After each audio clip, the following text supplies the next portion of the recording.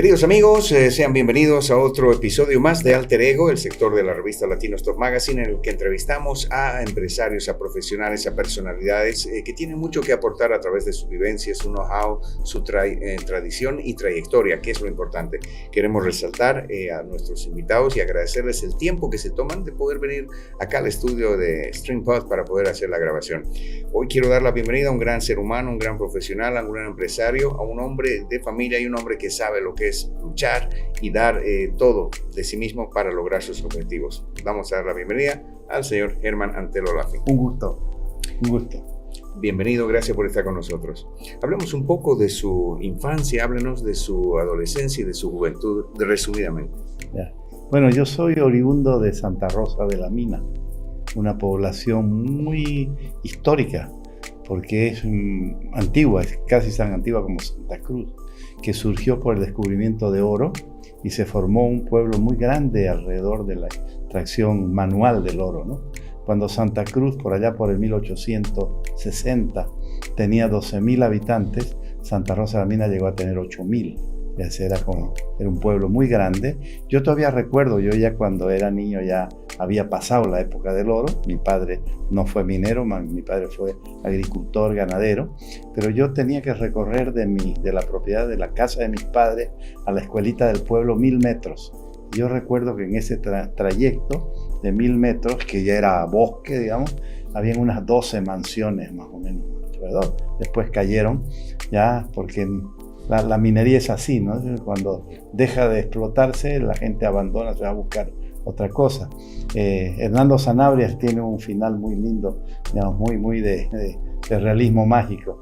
Dice que cuando ya había sido el pueblo abandonado mucho tiempo, solamente quedaban los nativos, ya la primera, la que había sido abandonada más tiempo, se derrumbó.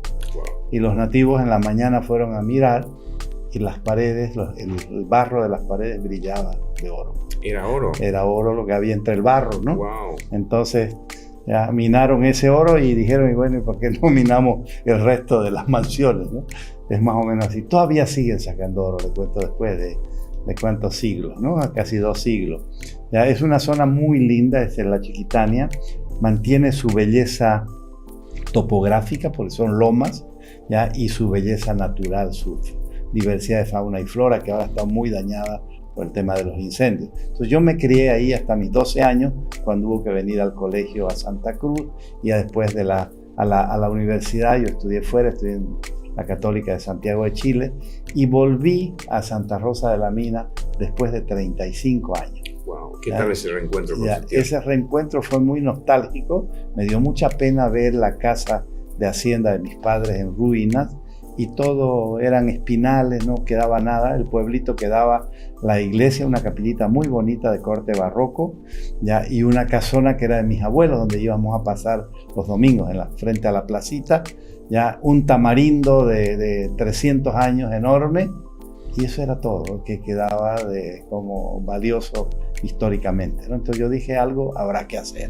Entonces decidí volcarme a Santa Rosa de la Mina, y ahí pensar en cómo hacer de nuevo algo que restituya la historia, digamos, la historia y la belleza, y ahí creé el Club de Campo Santa Rosa de la Mina. Me costó recomprar la propiedad porque había pasado en muchas manos. Afortunadamente no había un gran valor de la tierra. Me conseguí un crédito bancario y recompré la propiedad, y ahí está Santa Rosa de la Mina. Ya llevo 24 años transpirando, pero muy contento. Muy bien, ya nos va a contar más ampliamente sobre este proyecto. Pero en ese interín, cuando vuelve después de más de 30 años a su tierra, también surgieron muchas actividades a través del tema político. ¿Cómo se inicia en la política? Bueno, yo retorné, yo la verdad había creado una empresa con unos compañeros de universidad en Chile, y un gran amigo era mío, el representante de la televisión española para Latinoamérica. Entonces me dice Eduardo Tirón, un día me dice, Germán, me han encargado un trabajo, ya, de hacer unos reportajes en Bolivia, ya, y no conocemos a nadie, tú eres el boliviano que nos puede ayudar.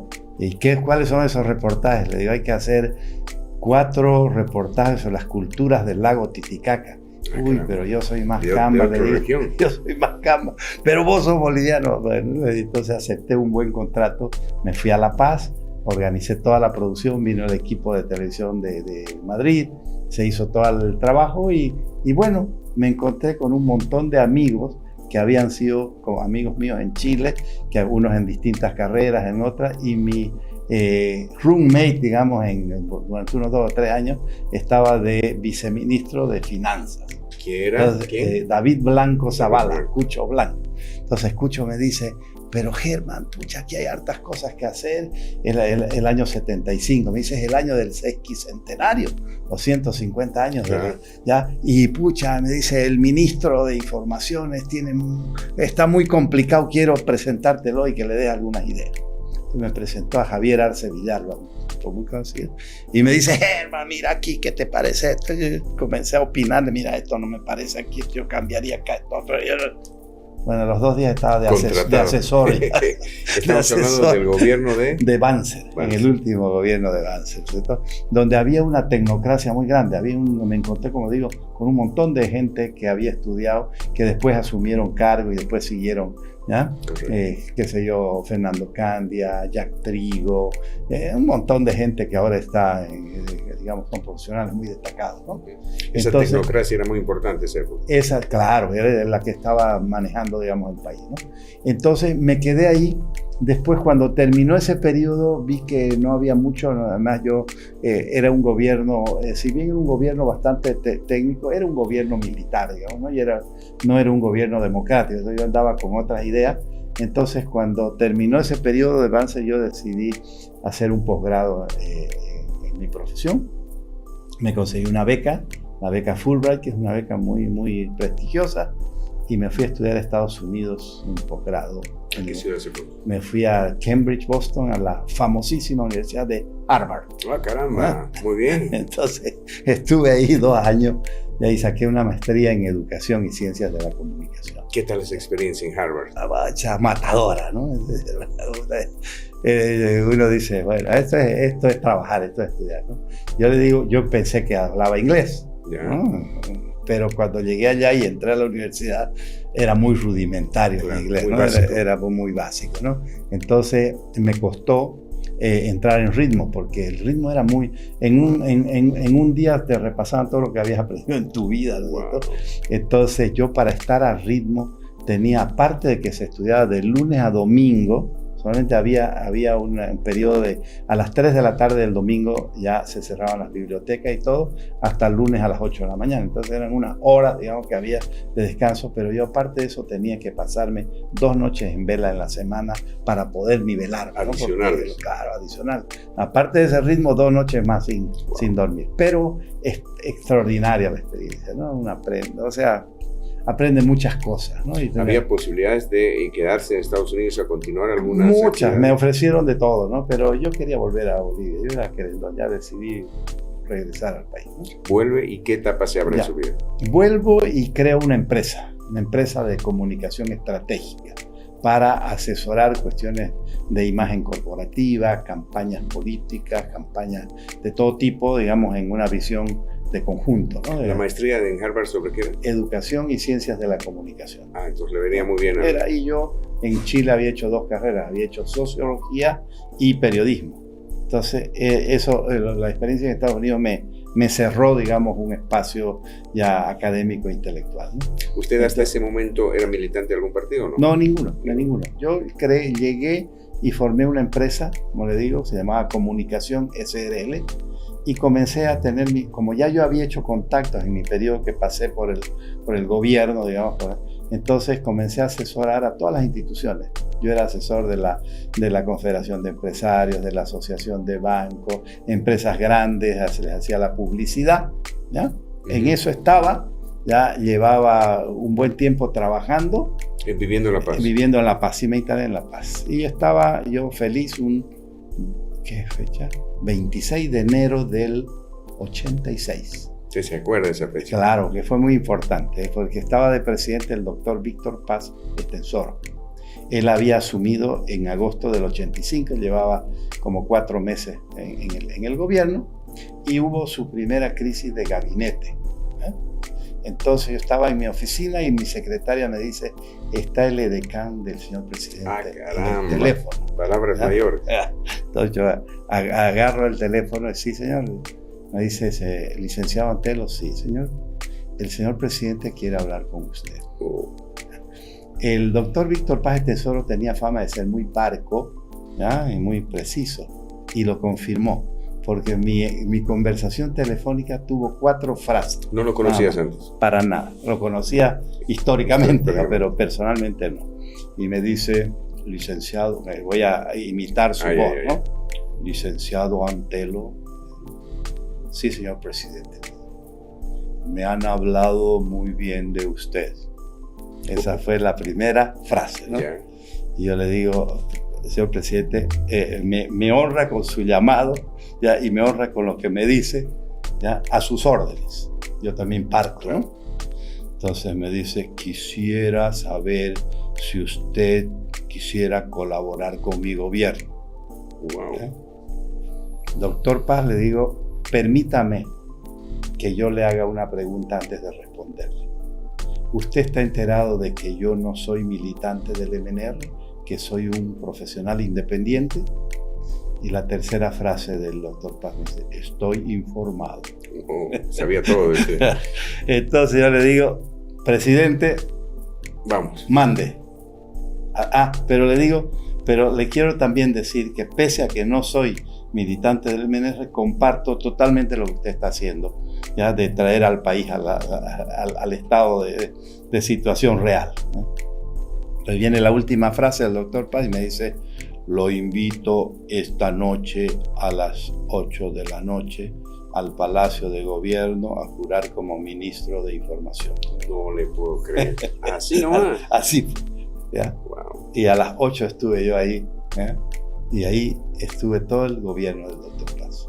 Fue un cambio, un volcar el chip, claro, para poder ya enfrascarte en la política. Claro, totalmente. Eso fue, digamos, y de hecho, yo en realidad no había militado, ya, y el MNR, como un partido tradicional, estaban muy celosos, ¿no? De que un independiente, además que había trabajado en el gobierno de Banzer, ¿no es cierto? Claro. Pese a que había un acuerdo con Banzer y Paz Estenssoro, pero estaban muy celoso. Como independiente de la noche a la mañana se hace ministro. Y está al lado del presidente, porque el ministro de Información está todo. Yo tomaba el té todos los días con el presidente, porque hacía mi trabajo en la mañana, daba mi conferencia de prensa como ministro a las 11 de la mañana en la sala de prensa de Palacio.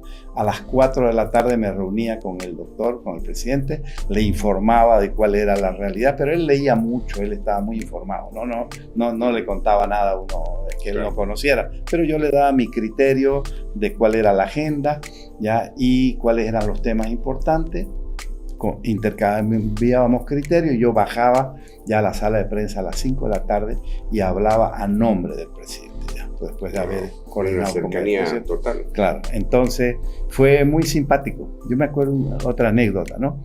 Pasaban unos 2 meses más o menos del gobierno y hubo una reunión pedida por el partido, ¿no? De todo el gabinete, de todos los líderes y todo. ¿Ya? Y hubo uno de los dirigentes del DNR, dijo cómo era posible que el ministro de Informaciones, digamos, no estuviera haciendo una campaña más política, que todavía no se notaba mucho una campaña, no sé, todo algo así. Entonces yo pedí la palabra porque ellos querían imitar mucho lo que había pasado en tiempos de Chile, donde había un ministro, Rueda Peña, que como no había gobierno ni hacía nada, era un caos el gobierno, él inventaba cosas, ¿no? Entonces, querían que yo más o menos lo emule a él, ¿no? Entonces yo le dije, señor presidente, su gobierno no tiene nada que ver con el gobierno de Chile. Su gobierno es un gobierno del realismo, es un gobierno ya que está poniendo las cosas en orden.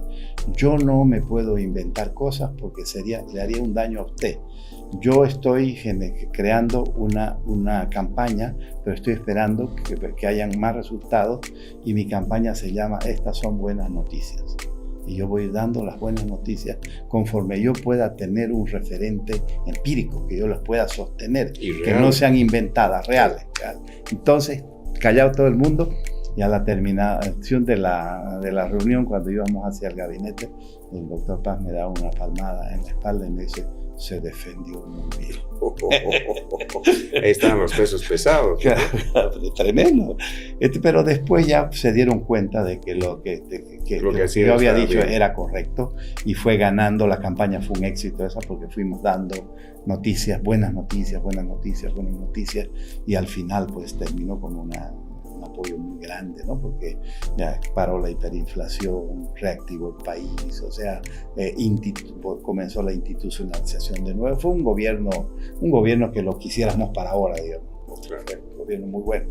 Entonces, esa fue mi primera y más importante, yo diría, experiencia política administrativa de un gobierno.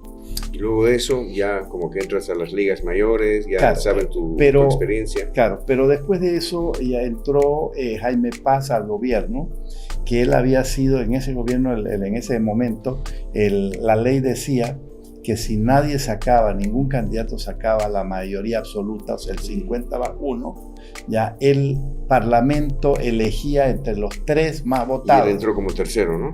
Claro, como tercero. Ahora ya no, ahora es ya entre los 2 primeros, sí. Pero en ese tiempo era entre los primeros 3. Entonces Jaime Paz se asoció con el segundo, el tercero con el segundo, para descartar al primero que había ganado. ¿Y el primero era? Era Gonzalo Sánchez de Lozada. ¿Segundo? ¿Ah? ¿Y el segundo? El segundo Banzer, y el tercero Jaime Paz. Ya. Jaime Paz salía con Banzer. Claro, entonces Goni tuvo un criterio, digamos, diciendo que él no, o sea, le criticó a Banzer, digamos, ¿no? Claro. Entonces Banzer lo apoyó a Jaime Paz y fue Jaime Paz. Entonces Jaime Paz, como estaba asociado con Banzer, no eran gratos los que habían trabajado con el doctor Paz. Entonces, ¿qué hice yo? Con amigos que habíamos trabajado en el gobierno, creamos una consultora internacional y nos dedicamos a hacer consultoría afuera, ¿no? Tranquilo. Yo estuve trabajando para Naciones Unidas, haciendo una consultoría en el Paraguay. Apoyándole. Entonces, después, cuando vino la nueva campaña, me llamó Goni y yo dirigí la campaña de Goni. Ya ganamos, ahora ya no había vuelta. Yo no vi. ¿Ya? Y de nuevo me nombró ministro de Comunicación Social. Mismo cargo que tenías. Mismo cargo y con otro nombre, digamos, ¿no? Claro. Pero el mismo. Pero estuve no era lo mismo estar con el doctor Paz que con Goni, ¿no? Habían diferencias en el estilo y todo. Entonces yo pedí salirme. ¿Y ser embajador? Yo no pedí eso, pero me ofrecieron, digamos, ¿no? Como yo había estudiado en Chile y todo, entonces me mandaron a hacerme cargo de la misión en Chile, ¿no? ¿Qué tal esa experiencia como embajador? Muy buena, muy linda. Yo tenía una visión más amplia, ¿no? Que la diplomacia más convencional. Yo, como Chile era un país muy grande y muy fuerte y muy engreído de su economía y de su manejo, yo decidí agarrarlos por el lado cultural. ¿Quién estaba el presidente en Chile esa vez? En ese tiempo estaba ¿cómo se llama? El hijo del Frei, el Frei II, ¿no? Entonces yo dije, ellos serán muy fuertes económicamente y todo, pero a nosotros nosotros le damos la mano ya en cultura. Entonces creé unos eventos culturales poderosísimos. ¿Ya? La cultura no es un tema que atraiga mucho a la comunicación. Claro. Hace una notita, pero mire, yo armé lo que se llamaban las semanas culturales. Entonces, las semanas culturales me copé un centro cultural muy grande, que era la Estación Mapocho, que estaba de director un compañero mío de sociología. Entonces le dije: Arturo, quiero tomarme por 10 días tu centro y quiero traer conferencistas, traer comida boliviana, traer moda boliviana, traer arte boliviano en cuadros, en escultura, traer danza, traer todo. Quiero hacer una gran cosa. Le gustó y fue un gran éxito. La aceptación de la gente. La aceptación de la gente. Primero los medios, estaba en un informativo a las 8 de la noche, ¿no? Bueno, y después de esta información, y ahora nos vamos a la Estación Mapocho. ¿Ah? La Semana Cultural Boliviana, le tiraban un reportaje. Entonces se hizo totalmente, llegó a todo el país. Además, yo invité a la primera Semana Cultural, ya como invitado especial, Víctor Hugo Cárdenas, vicepresidente de la República de Goni, ya, para que dé una charla. y invité para que inaugurara la Semana Cultural y además diera una charla sobre la diversidad en Bolivia, ¿no? Entonces vos mirabas el auditorio y ahí estaban ministros, embajadores, senadores, diputados, porque ya habíamos hecho mucha bulla y era muy popular, ¿no? Entonces me reconocieron mucho, ¿no? El haber puesto a Bolivia, digamos, en el primer plano de la noticia, y después hicimos eventos económicos, participamos en la feria y todo. Fue una actividad, digamos, no de ir a la Cancillería nomás, sino más bien aparte de la Cancillería, ¿no? ¿Cómo están hoy en día las relaciones Bolivia-Chile? Usted que está más al tanto. No más pasa, frío, ¿no? Es más frío. No pasa nada, no hay mayor. Lo que pasa es que este gobierno ha desinstitucionalizado totalmente, ¿no? No hay profesionalismo, ¿no? Mandan cualquier persona, ¿ya? Y no es de desdén, digamos, sino que, pucha, la diplomacia pues es una carrera. Es, ¿no?, una carrera, ¿no? Y en el caso de los chilenos con Boric, ¿cómo está esa perspectiva, esa puerta abierta? Está bien a nivel, digamos, máximo. He escuchado algunas noticias sobre relaciones entre Boric y Arce Catacora, ¿no? Donde Catacora le pidió por favor que le ayude, que le mande 10, ¿no? Bueno, están a ese nivel. Más o menos a ese nivel. Pero no pasa nada, no pasa nada. Hemos perdido las dos causas más importantes. Perdimos la causa marítima, que ya está oleada y sacramentada. Chile no tiene, de acuerdo lo llevamos a la Corte. La Haya dijo no hay nada pendiente, así que no podemos hacer nada. Y después perdimos el Silala, ¿no? El Silala cuando yo estaba allá, comenzó el tema del Silala. Yo mandé una comisión técnica al Silala y detectó que eran manantiales, que no era un río. Claro. Y Chile impuso la línea que era un río de curso sucesivo y por lo tanto era internacional. Y perdimos el Silala. Perdón, he hablado mucho, ¿no? No, está perfecto, está perfecto. Qué apasionante conocer tu trayectoria, tu carrera y sobre todo también los logros que has tenido. Luego de esa etapa ya en la política, decides ya... Una última etapa fue en Colombia, como embajador de Bolivia en Colombia, en el segundo gobierno de Boni, porque yo no quise entrar en la parte del Ejecutivo, con la experiencia anterior, entonces me mandaron de embajador a Colombia. Y también ahí hice una carrera así bien dinámica, ¿no? Ahora, Goni duró un poco más de un año y vino su renuncia y asumió Carlos Mesa. Carlos 2003, Mesa, ¿no? ¿Ah? 2003. Que era el 2003. ¿Ah? Carlos Mesa me pidió que me quedara en la embajada. Le dije sí. Después vino Rodríguez Belcé, que también me pidió que siguiera. Después vino Evo Morales y yo mandé mi carta de renuncia y dije hasta aquí llego. Y me vine a Santa Rosa de la Mina. Vamos a hablar de eso enseguida. La experiencia en Bogotá, que era tu... Igual, fue muy buena, ¿no? Abrimos muchos mercados, fíjese que Colombia es un gran productor de azúcar, pero abrimos el mercado del azúcar boliviano. Ya, sí, y muchas otras cosas, ¿no? También hicimos participación en todas las ferias grandes, ¿no? Llevamos gente acá la CAO, todos se portaron muy bien, me dieron mucha cobertura y fueron grandes delegaciones ya a hacer presencia, ¿no? Entre Santiago y Bogotá, ¿qué te cautivó más? Absolutamente distintas, dos experiencias distintas, ¿no? Santiago fue una cosa mucho más así impersonal, ¿no? O sea, el trabajo, las cosas, pese a que yo tenía muchos amigos allá. Colombia la gente es más abierta, fue más humana, digamos, más entretenida, hubo un poquito más de bachata. Perfecto. Bueno, y básicamente nos enfrascamos en esta última parte de la entrevista en lo que es tu presencia allá en Santa Rosa de la Mina con algo maravilloso que has construido. Bueno, mi visión fue que Santa Cruz era un centro muy importante, económicamente muy poderoso y cada vez iba a ser más, pero cada vez iba a ser más invivible. Cada vez iba a ser más estresante, más poluido, ya menos relación con la naturaleza. Entonces yo dije, se necesita un espacio hecho para ya cargar las baterías de Santa Cruz, para la gente que tiene un trabajo muy estresante, ya que tiene los recursos pero que no tiene el espacio donde recargar baterías. Entonces ahí decidí hacer un proyecto ecológico, un proyecto con todo el confort, ¿no? Con toda la comodidad, pero en medio de la naturaleza. ¿ya? Que la relación con la vegetación, con los animales, con el viento, con todo, ya sea una vivencia. Una armonía. Una armonía. Y eso es Santa Rosa de la Mina. ¿Ya? ¿Y tienes hotel? Yo primero creé un condominio, ya. Condominio campestre. Y ahí, gracias a eso, pude financiar todo porque vendí lotes de terreno a mis amigos, a mi gente. De mi paso por la política y por la diplomacia, mi gran, ¿cómo decirle? Mi capital fueron las relaciones humanas. Porque yo hice por el día, la piscina, restaurante, hacer parrilladas, todas las actividades puedes hacerlo por el día. Solamente pagan un ingreso. Excelente. Bueno, gracias por tu tiempo, gracias, felicidades también. Recientemente ha estado de aniversario, un aniversario de pareja. Muchas felicidades y bendiciones para ti y tu esposa.